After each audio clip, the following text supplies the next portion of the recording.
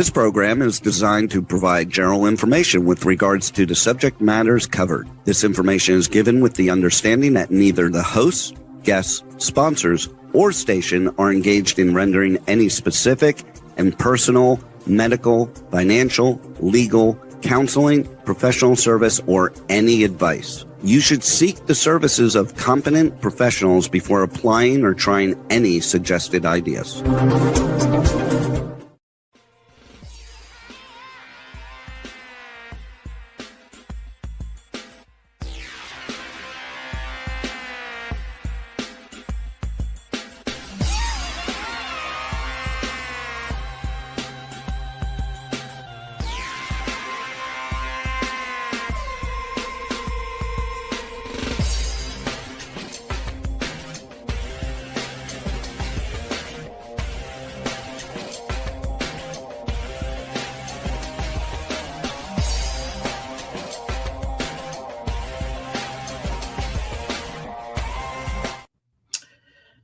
Hey there, it's Brian Sebastian, movie reviews and more. And if I have mic problems, it's only because something's going on with my laptop. However, it is Tuesday, 189 live shows in a row and counting. And the thing about it is always Giving Tuesday. And so when it comes to this show has been booked for a while because Allan is here and Linda is here. But the good thing about this is we're streaming on Talk4 TV, Talk4 Media, K4HD Radio, and on over 100 outlets around the world right now, which is good. We have a lot of great things going on. Hopefully Howard will join us because he's got some news. I'm glad Linda is here because she's always busy. And the one and only Andrew. Well, Allan, I'm glad you're glad Andrew is not here because I said, okay, Eileen, let's just have Allan. Let's do this because he knows everything that's going on. So, Allan, let's do this. Before I get to Linda, introduce yourself, talk about this great company that you have that you started that not too long ago and why it would be relevant to the audience that's listening now. Well, hopefully it's relevant to everybody. If you're an artist, it should have high You're on relevance. mute, Allan. I'm on mute. How did I get on mute? No, he's good. I can hear him. You can hear him? Yes. Yeah. Oh, now I can hear him. Oh, okay. That's very good. That's very good. Right. I'm very hard to mute. People try it all the time. It doesn't work. Right.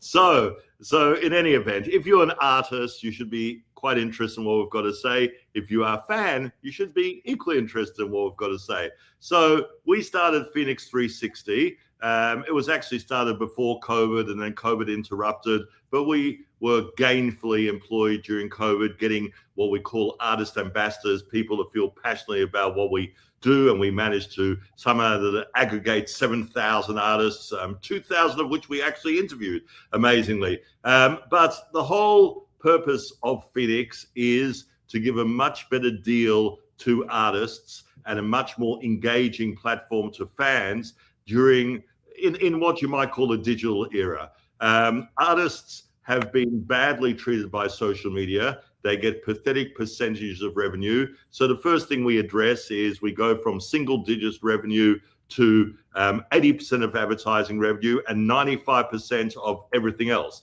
And the everything else's we make numerous. So we want to give the artists every way that they can actually earn money. So whether it be live streaming or NFTs or selling merchandise or referring to major sites, whatever way an artist could possibly make money, we want to incorporate it in our app. And the third thing we do, which is also, we think, quite important, is give artists powerful tools. And some of these tools actually are created on the back of artists, but artists are deprived from having access to them. So an example would be that artists do not know where their fans are on social media. The advertisers know, the artist does not. And our view is it's very useful information to the artist. So without betraying privacy or whatever, we actually tell the artist down to the street address anonymously where every one of their fans are. So if they want a gig, right, you know, in the meatpacking district in New York on Friday night, they can invite people for 5 miles around. If they want to know which country to play in Europe during the summer, they can also equally know. So these are the things we're somewhat obsessed about. We think you have to be obsessed to really do justice to this.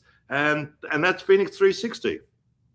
So that Linda, this is perfect for you because Now we can't hear you, Brian. Okay, how's that? All right. How's that? Better? Alan, can you hear Brian? I can hear Brian perfectly. I cannot hear you. Oh, all right. So we will talk about this until Linda can hear me for whatever reason. So Still can't hear you. Oh, Linda, come back out, come back in. Do that. Exit out and come back in. I was able to hear you before. You can hear him, Alan? I can hear him perfectly. So I couldn't hear you before, and now I can't hear Brian, and I didn't do anything different. Well, have you come back in? So, Alan, talk about this. All right, I'm gonna get out and come back in. Yes. And then so it's important, Alan, what you created with this, because the reason about that is a lot of people need to know what's going on with stuff. So talk about that platform, because as of today, I heard from Rachel that TikTok is really getting into everybody's private privacy thing, putting their social security number and their address. And I think that's wrong. So that's why it's perfect for what you have, right? Yes, I will be very wary about being political in the United States of America. However, TikTok apparently also is showing some bias in their reels, which is also not good. There should be no bias, right? But in any case, be that as it may, look, we just felt that we had to completely reimagine social media. It's difficult to tweak the existing models because the existing models don't work for musicians and other artists, and we are for all artists. Most art that is consumed by people is music. I would say probably 90% of art consumed by people is music, but we also are there for visual artists, for dancers, for actors, right, etc. And so the idea is that you really have to have a platform which cares about the welfare of artists, because sadly, not only social media doesn't care, but streaming, unfortunately, whether they care or not, they are not delivering reasonable returns. I was told recently that the major platform, will go unnamed, out of millions and millions of artists, only 21,000 of them, I was told, earn more than 100,000 a year. And that is quite pathetic. So we are of the belief, and we are pretty sure we're conservative. We've done a lot of testing of our financial models. In the United States, for example, an artist that has 10,000 fans, which means they're up and coming, they're not a large established artist, 10,000 fans, we believe they can earn a minimum of $1.44 per fan per month from advertising alone. Apart from that, that's passive income. And what we do, which is quite different, is we don't make the income based on the views or of a video or the listen of a song. The income comes from how many people came via the Artist Tower platform, and we facilitate that route so that it's very easy for artists to put their fans on the platform, and they get a monthly amount irrespective of the popularity of their song or anything else, because not only are artists inadequately paid, but also their pay is greatly variable depending on whether they have a hit video, a hit song, or they don't. And that seems to us to be also not right. There should be some evening out of income. It should be adequate and it should be regular. So what we do is actually in our app, we allow artists to make their own app. It's like a mobile profile. It's what's called a web app.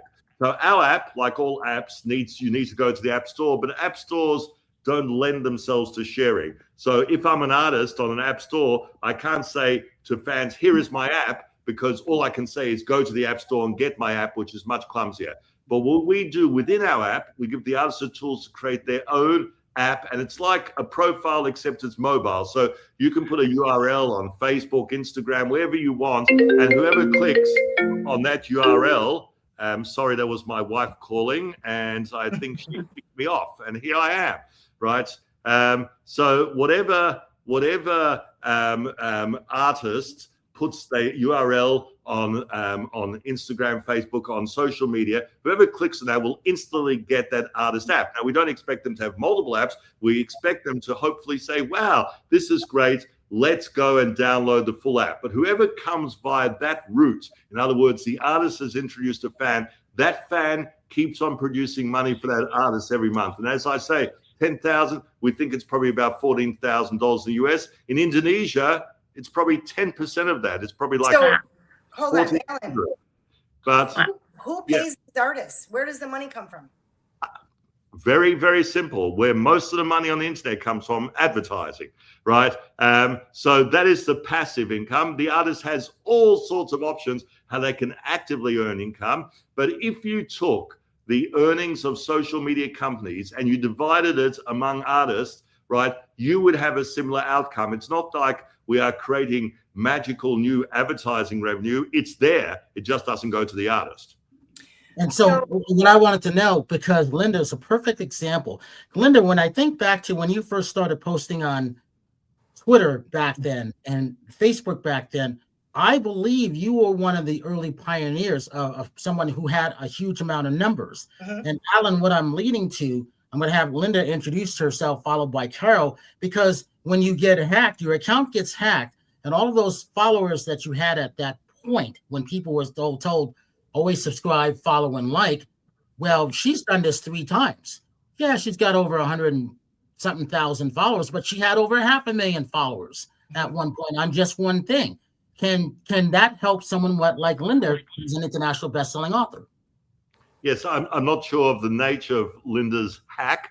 If you could explain that a bit, Linda, but certainly we can make sure that people do not lose fans. One of the ways people lose fans is they get disqualified for some reason or another by these social media platforms. They say, oh, no, you're now disqualified. You've done this, that, or the other, right? And then they lose their fans. And the idea is, no, you should not better lose your fans. No. Each time it was from, I don't even know what, how, who, or when, but somebody just was able to get into the back end of my my accounts and change the password. And my God, it was just like that. So there was no rhyme or reason. I think one time they were like side texting me in WhatsApp saying, if you don't give us $10,000, and I was like, I'll start a new account, big deal. But I mean, Instagram had a couple 100,000, like Brian said, maybe at least 250,000. Facebook had 500,000. Twitter had at least, I think it was like 250. Yeah, 250,000. And then you start them over, and and because it's the only way that I've ever made money on my social media accounts is from sponsors. People are like, oh, make sure that if you love our product, go ahead and tell everybody you love it. And that got to be a little bit too much too, because you have to post 3 times a week, so many times a day. So, it's a whole job. It's a whole job. And now, Linda, tell him who you are and what you do. Well, I'm an international best-selling author. I have a book that's called Nerves of Steel. I don't have it sitting here, but it's over there. I just didn't want to run and get it. And what's interesting is you mentioned that you can find out where your fans are. And the reason that would have been significant is because my book hit international seller, because in 3 different countries, it hit #1, #2, up to #10 in a bunch of different categories. I had no idea that I had a ton of fans in Spain. I knew I had fans in the UK, but I didn't know that I had a ton of fans in Canada, and I didn't know that I had a ton of fans in Spain. And those are the 3 countries that I hit international bestseller. So that was unbelievable. That was interesting. That is the literary version of the story of the musician. Was it called Searching for Sugarman? Do you know that Absolutely. story? Good right. movie. I haven't seen the movie, but I think I know the story. But it was where a guy was a huge hit, right, in South Africa, had no idea he was a huge hit because the record companies, among others, did not tell him. He had all this accumulated money there, which wasn't given to him. And I think he gave up, if I'm not incorrect, and became a bricklayer, right, in the States because he felt he didn't have a career when, in fact, he had a stellar career. Isn't that great? That happened to a lot of the early musicians back in the day. A lot of the Black musicians, they didn't know that they were hitting in like Japan or Indonesia because the record companies weren't giving them that money. And Allan, before you answer anything, we have to introduce Carol, because Carol was on the show last time you were here. Go ahead, Carol. Yes.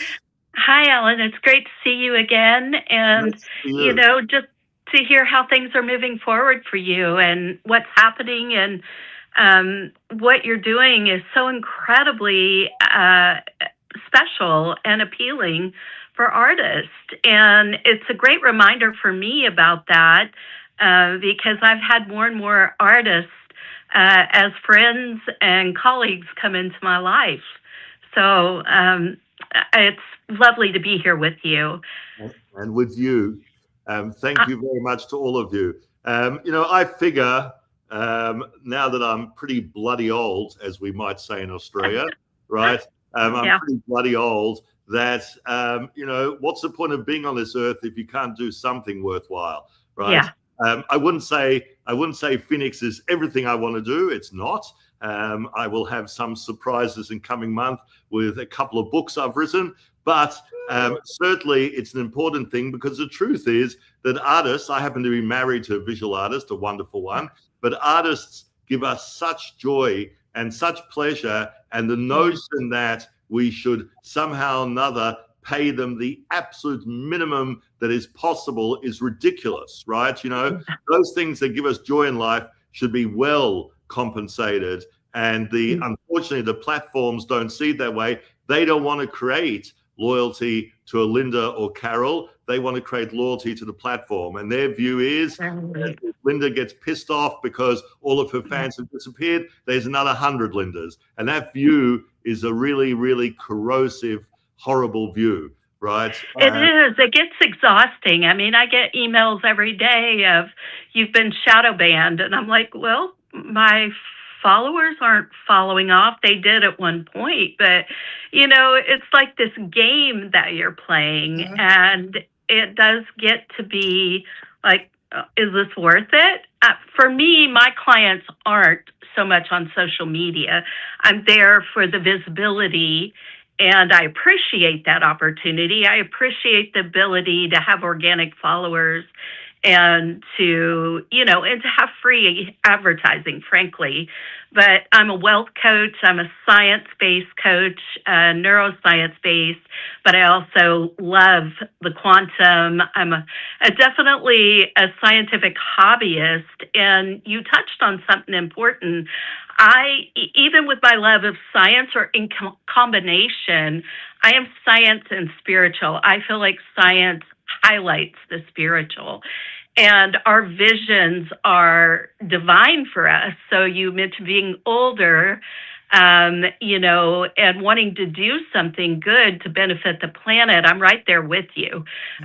Super important to me. And so I help people who are wealthy to recalibrate and realize they can have their cake and eat it too. They can be happy and have wealth. And I also take a very strong stand and work directly with women who are at six figures who've gotten stuck or been told all their lives that they're not really capable to operate at those higher levels of wealth. They are, and when we operate in combination, both sides, men and women, with our strengths and our gifts cohesively together. I mean, think about what this world would look like right now if there were more women at the higher seats, helping make, beautiful, loving connections and decisions for the people of this world. So that's something I take a stand for. I'm in Seoul, Korea right now, by the way, and I'm loving it. I love Korea. I've been a few times, and it's unique. Now, you reminded me of a wonderful saying. I happen to like a lot of sayings of Albert Einstein. I think he had some profound insights, not only into science, but into the human condition. But you reminded me of it because one of his sayings, which I just looked up as you were speaking, is science without religion is lame. Religion without science is blind. Yeah. Wow. Great quote. Yeah. Yes. He had a lot of great quotes, but yes. So no, that's wonderful. How long are you in Korea for? Actually, I'm leaving. I'm flying out today. I've been here a month, and I have loved the economics here. It's thriving. It's been really interesting to see, of course, we're familiar with the tech side with LG and Samsung and so on. But one of the things I've experienced here is the thriving healthcare and self-care industry. And I've been able to have some work done. And the work that I had done was with high-level equipment, with trained physicians. I mean, it was really impressive.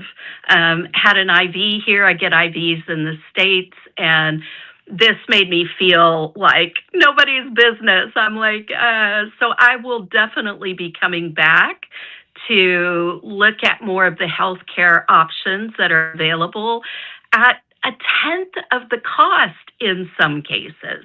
Third of the cost is typical, half the cost is typical, but even in some cases, what we've experienced has been a tenth of the cost. And how fantastic is that? And it's a beautiful industry here. No, Asia has some of the most impressive, most cutting-edge technically hospitals, and we just don't know about them. I happened to have a little bit of a scare because my CTO, who happens to be with me in Los Angeles, my chief technical guy, is Canadian, but he lives in Chiang Mai, Thailand.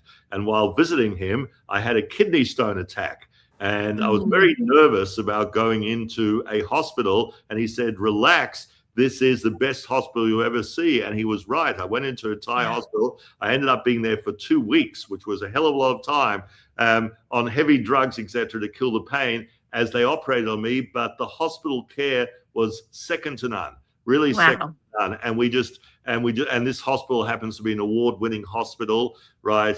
In terms of energy usage, among other things. But it's quite extraordinary, the care over there. And you're quite right. Things cost a small fraction, right? In fact, if you're traveling incessantly like I do, you learn that buying any prescribed medication varies so much between a high in the United States and a low, for example, in something like Malaysia, and it's the same medication and it can cost 10%. It can cost 10%. It's crazy. It's really, really crazy. And we don't have a full insight to it. I live in both Florida and Chile, and the medicine and the medical care is vastly different. We have a brand new hospital in Villarrica, where I'm at, in the south, in the Andes Mountains. We have fabulous, unusual, unique retreats down there. They're curated, they're custom, they're private. It's a bucket list retreat. And the ability to have treatment and to receive medical supplies down there, I've been there for 12 years, is just vastly different in cost. You're exactly right. And the quality as well, the training as well of the physicians. I had an emergency room visit last year and a hospitalization, and the cares. I've had both in the States, and they're incredibly different. Linda, that goes into preventive of what you doing. Eating correctly. Talk about macro-made meals and what you do to hopefully prevent some of these things from happening too. Yes. And say hi, Mom. Hi, Mom. Hi, Mom. Hi, everyone. My sister's on too. I think my daughters are on. Everybody's on. So when you eat right and you exercise regularly, you avoid a lot of medical issues. The program that I put my clients on, I take into consideration diabetes, high blood sugar, high cholesterol, congestive heart failure. There's so many things that I take into consideration when I'm planning somebody's meals out. But because it's pretty basic, everybody gets the same type of care, and everybody gets the same type of consideration when I'm planning the meals. So it really covers everybody. Even if you're not a diabetic, I'm going to make sure that you don't become one. Even if you don't have high cholesterol, I'm going to make sure you don't get it. So it's really simple. Eating healthy is really simple. People make it so difficult, and it really doesn't have to be that difficult. It's really boring, actually. But it could still taste good. The food still could taste good. Macrame Meals, Brian, you mentioned, that is mine and my daughter's company. And we do meal prep for people who don't have time to do it themselves. And it's really a very great business for people. It's not that people don't have, sometimes they don't have the time, sometimes they don't have the drive, they don't feel like doing it. Either way, we're there to help. But we always make the meals healthy. And even, we even offer meals with pasta and things that maybe I wouldn't eat on a regular basis, but it's still healthier stuff. We pick maybe the protein pasta or something. We give options like that. So yeah, you could do a lot of preventative measures by, eating correctly and then working out regularly, which people don't like to do either. You're making me feel very guilty as I You should. It's very simple, Allan. I have to live a healthier lifestyle. But one interesting thing I was also looking up in my incessant way as you were speaking, Carol, is that, we make these discoveries, whether it be in Chile or Korea, right, or Thailand. But do you know that a majority of Americans do not have a passport? And it's more than 50%. Somewhere only 45 to 50% do have a passport. More than 50% don't have a passport. And these are people who've decided there's nothing interesting outside the United States, which I find extraordinary, right? I find extraordinary. I think that there should be a massive drive to get people to travel and discover other parts of the world. Yes. Because it is so educational and it gives you so much perspective, right? But people are not interested. A majority of people do not want to see the world. That surprises me.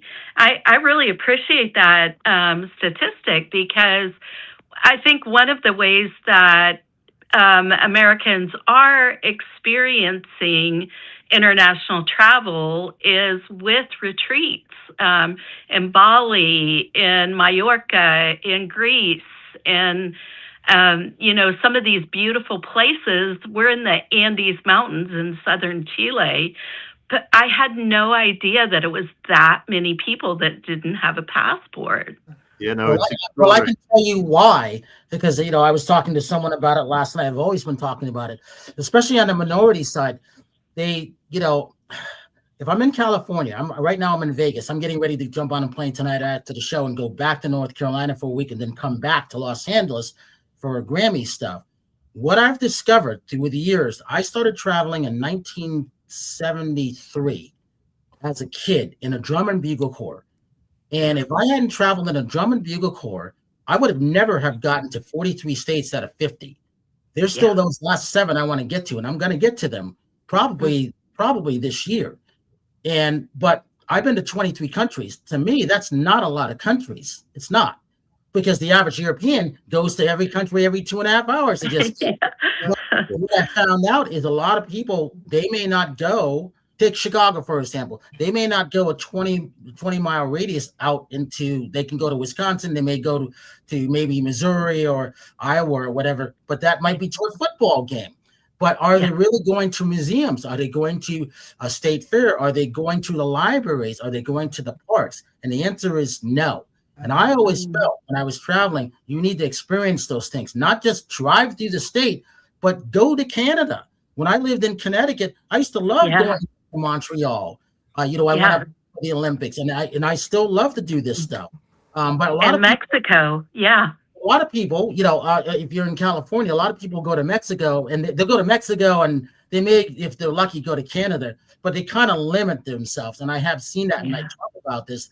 Never limit yourself, right, Linda? That's like not training, not eating correctly. It's a limitation, or not going out of the street, because a lot of people who are older may go on cruises because they didn't go before. And I'm like, if you don't go when you're young, you may say, oh, I wish I should have and I could have, but you didn't. And that's a problem.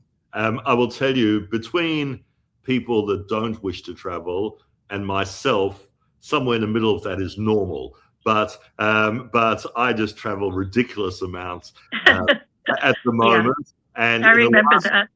in the last year, I've been from Melbourne to New York more than 30 times in 12 months, and the round trip is almost 60 hours. Is almost 60 hours. But this is for my sins, because I was very, very unappreciative. I used to live in New York for 11 years, and my daily commute was up a spiral staircase from the bedroom to the office.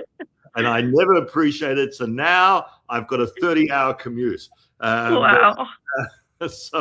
But you know, the thing about travel is, my daughters actually say to me, you know, how can you be on a plane for like 18 hours at a time? And I say, if you're focused on what you're doing, it doesn't too much matter if the backdrop is an office, a hotel room, a home office, a plane. It's all the same. You're focused on what you're doing, right? You know, it doesn't really matter. So I like flying, so I'm right there with you. This is my first trip to Asia, though. My first trip across the international date line, being 14 hours ahead, and I'll have more than 20 hours of flying today. So I can definitely now relate to what you're saying in regard to the type of travel between Melbourne and New York. And Linda, I was going to tell you, you know, one of the reasons I have stayed as healthy as I've been with as few problems as I've had for more than 50 years of carrying type 1 diabetes, for example, it's been the food, the organics, no extra meds for me. You go in, you're going to prescribe something, you're going to walk out empty-handed, because it really, you know, it's what the closer we eat to God's green earth, the more healthy we are. That's true. I really love that. Linda, let me ask you, what did you eat today for lunch, and what did you have for breakfast, for example? I had a NutriBullet with spinach, carrots, berries, protein powder, collagen, mushrooms, Greek yogurt. That sounds so good. And then I had 2 eggs with sourdough toast. And then I had blackberries with raspberries with more Greek yogurt. And then lunch was a little unique. I went out to lunch with a friend, and I had a Mediterranean bowl with grilled chicken on top. And then I had more shredded chicken with potatoes and asparagus. And I had a protein shake. And I'm starving right now, so I can't wait to go eat. I have more chicken and asparagus, or maybe green beans. I think I have green beans. Yeah. I ate more today than most of you ate all week. It's true. That is true.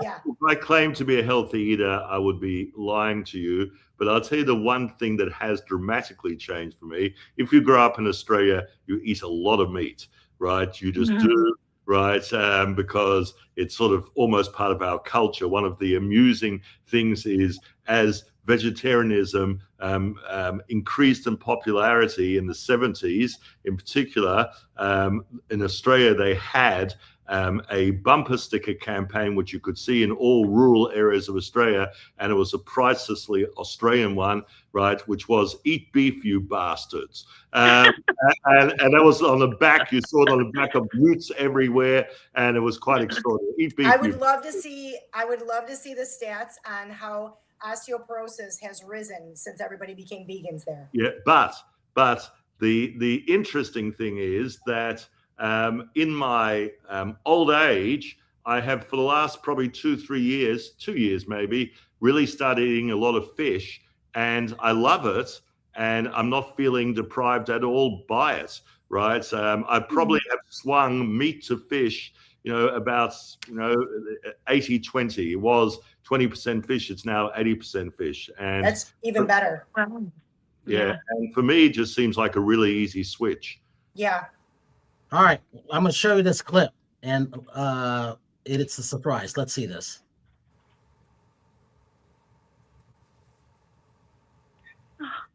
Howard. It's not the way you look. Oh my gosh, you're so right. It's not the way you look. It's the way you think. You know what's funny? I say that all the time. When I teach people how to pose for modeling, I tell them it feels wrong, but it looks right. Yeah. You know what I mean? The best thing is having no thought whatsoever. I'm good at that. I mean, really, no thought whatsoever. I can do that. Your thought can be, it shows. Yeah. You know, just like you have, what's the word? No thought whatsoever. Tension or stress, or the other word, pensive. If you're pensive, you know when you make a pensive picture? You know what I'm talking about? When you have that. No thought whatsoever. I got that part. Yes, of course. Okay. You're funny. All right, so Oh, Linda, that was awesome. Howard's not here. Do you remember that? Because I thought that was great. You guys were just talking, and I just remember rolling this. I'm like, this is fascinating. You've got someone who's in the fitness world talking to a stylish cowboy, and you guys were just talking, and I had to capture it. I just thought it was funny. That is so funny. I kind of remember that conversation, but that weekend was so jam-packed with activities and people and places and things. Brian, that was one of the greatest weekends we had. So I don't particularly remember that conversation with him, so I'm glad you got it on film.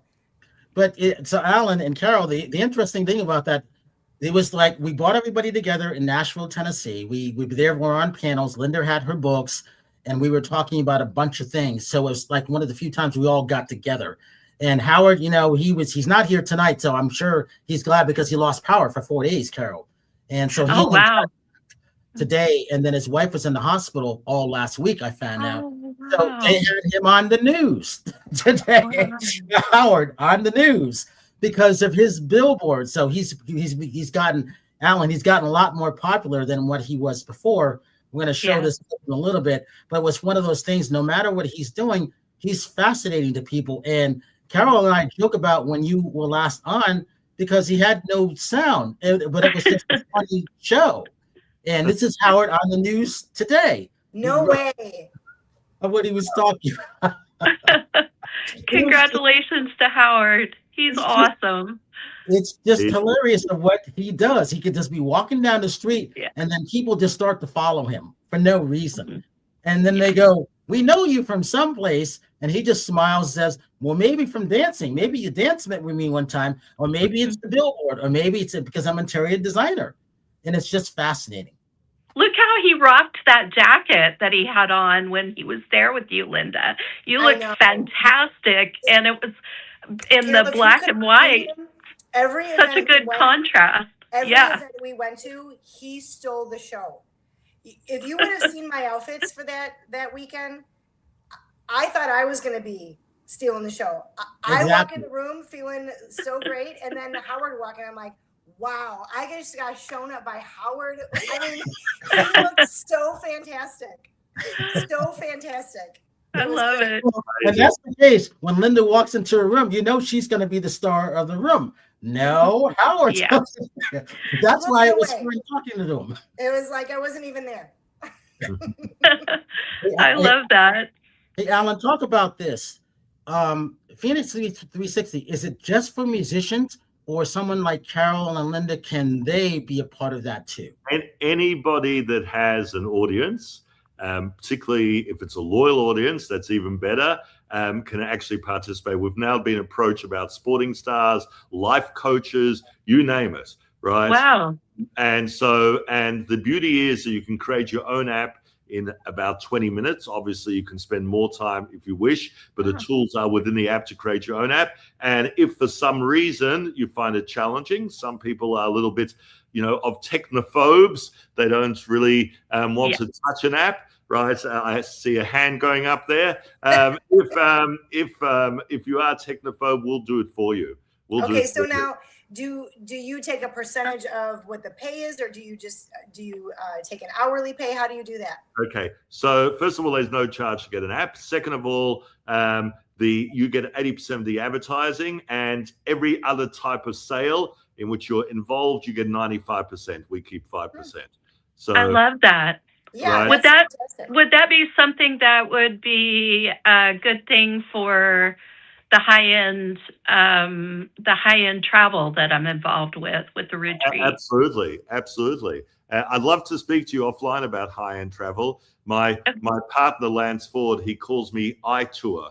That's his name for me. He calls me iTour because I do so much travel. I tend to find sort of high-end places and places to stay, places to go, restaurants to eat at, whatever it is, right? Hacks at airports that are useful when traveling, etc. So I'd love to talk to you about that sometime. But yes, no, absolutely. Why don't I do this? Why don't I try to make an app for each of you? You don't have to use it. You can say this is not for me, or you can modify it, or you can use it as it is. But I would love that. I would love it. Let me get an app for everybody and see what they see. And, we might just communicate a bit. I have a wonderful lady in New York because the creation of the Artist and Others app doesn't require technical people. It just requires somebody who knows how to construct the apps. And we have a genius of a musician in New York who happens to be our Lady Create app. She's written musicals. She's written a K-pop hit. Well, as a matter of fact. love K-pop. She's written a K-pop hit. Any case, she is Ashley Janner is her name. Wonderful lady. And I'll get her to make each of you apps, and then you can decide. Very easy to modify in any way you want, and you can decide whether you want to use it. Do our fans and followers then have to follow us through the app, or do they still get to follow us through Instagram or Facebook? No, in fact, all of your social media is included. We are not precious about being the only social media. We want people to spend more time if they're earning more money from us. But if they're earning money elsewhere, they should spend time elsewhere. But three of the things we do with social media: we have all of your social media with every video. So every video you watch has all of your social media, and it also has a link to your app in our system. Secondly, we make it very easy for you to suck in, for want of a better word, any social media postings into our app. But thirdly, and very importantly, you only have to post in our app, and it goes out to all your nominators' social media. You don't have to do it separately, right? So, any case, I'll get some apps made and take a look, see what you think. All right, great. Yeah. That sounds amazing. Thank you so much. No, it's our pleasure. It's our pleasure. So, So are you flying Korea Air on the way back? I'm actually flying Delta. I'm going Delta to Atlanta this time. So I came through Detroit on the way, and with the storms and everything, I'm thankful to be heading just a little farther south. Have you gotten into Korean food while being there? I love Korean food. Yes, I have. And ironically, Japanese food here, yakitori style Japanese food and the Korean barbecue. I've been in absolute heaven. Have you had bibimbap? I have. Yes, I've had bibimbap. Right, bibimbap is fantastic. Galbi, bulgogi. Right. I love bulgogi. I love it. And I've had this tteokbokki too, which has been really unique. Yeah, no, I used to live in New York. I lived on Madison between 35th and 36th, and Koreatown is 32nd. And because I tend to work weird hours, and Koreatown was like open late, we'd sort of go and have Korean food at 2 a.m. in the morning. So I became very familiar with it. Wow. There's some Korean places that have opened up in Orlando too. I'm not sure about where I am in southern Chile yet. Hey, Allan, this is what I'm going to do because, and Linda, I love your photos of the macrame. I'm going to put them on next week's show. Hopefully you can get them. Because I'm a week late on them. Sorry. That's okay. We have a billboard going up. I would say between March 1st, that one that Howard has in downtown Nashville, but ours is going to be different, and it's going to be a digital one. It's Carol's seen one version. She hasn't seen the new version of Brooklyn Dillon, who's going to be one of our new co-hosts. Linda see the version. She hasn't seen the new version. So Brooklyn is one of our artists through the music group. So she's going to be on once a month. So she would like this because she's getting ready to break out, and that would be good for her through Universal Music Group, wouldn't it, Allan? Well, one other thing we should do, We have at the Bitter End, which is quite a famous club in New York, we have a showcase every month. And we're just starting a showcase in London every month of rising talent, right? Wow. And after April, we're going to start in Singapore. But every month in New York at the moment, we have it. So if Brooklyn would love to appear in New York, we'd love to have her. So, yeah, she was just at iHeart Studios Yeah. not even a week ago. She was at Sundance performing, what, Yeah. 2 days ago. Yeah. So she'll be in Los Angeles for, I think, something related to Grammy. So I'll tell her publicist, because she's going to be on the billboard with us, and it looks fabulous of what it's been created so far. Yeah, no, that's great. That's great. And one of the nice things to happen to us is there is a music conference every year called Muse Expo. I believe it's the biggest in the States. And as of this, and they've discovered a lot of, Katy Perry was discovered at Muse Expo, LMFAO. There's lots and lots of people who were discovered. And the guy who runs it, Sat Bisler, also is responsible for Adele, Coldplay, you name it. In any case, from this year, you'll need a Phoenix profile in order to showcase at it. So we're going to get every artist that wishes to appear will have a Phoenix profile, and we hope it'll be useful to them. But any case, we'll make some, and we hope they're great, but you'll be the judges. How long does it take to make the app for us? If it's done quickly, 20 minutes, but we want to do better than a quick job. We want to do a decent job, maybe an hour. All right. Linda, you happy with that? Yeah, that'd be great. I can't wait to try it. Carol? Yeah, fantastic. It's really exciting. Well, that's a good thing. And then, so where are you off to next? And then what do you have? So once a month you have that event in New York, is that right? Correct. The next one is February the 22nd. I'm really glad you didn't ask me where I've been, because I would have struggled in the last 2 weeks. Right. Wow. It's been absolutely. A week ago, I was in Shenzhen and in Hong Kong and KL, and then we were in New York and then Palm Beach and now LA. It is a bit crazy. And where I'm off to now is probably on Thursday, and we'll go to Southeast Asia again, to Singapore, Malaysia, probably Hong Kong, and then I hope to get home. I haven't seen my family in almost a month. I hope to get home for a whopping 10 days because despite being a bloody old guy, I happen to have young kids, right? So I'm really feeling, I'm missing them enormously, and they might also feel a little bit deprived. So in any case, and then it all starts again on February the 10th. We'll be in London on the 11th. We have our first showcase in this amazing place in London called the Pheasantry, right? And we're going to do it every month in London. Nice. But it's a lot of fun because you can talk about your noble aims, but if you actually every month put on rising talent, you sort of having the physical manifestation of it makes you feel sort of really grounded in what you're doing. So I love that, Allan, because I have family and a daughter who lives in Europe, so that's on my circuit of travel as well. Do your kids ever get to go with you on these trips? They sometimes do, but it's rare. It's rare, you know, and they have so many things to do at home. It sort of would be disruptive to them also. But we have to do more of it. We have to do more of it. When I met my wife in New York, and when she came to live in Australia, we had to prove it wasn't a marriage of convenience, right? So I thought, how am I going to prove this, right? And then I had the bright idea of giving them the itinerary for 90 trips we had taken together. It was 90 some trips. Wow. So they were fairly convinced by that.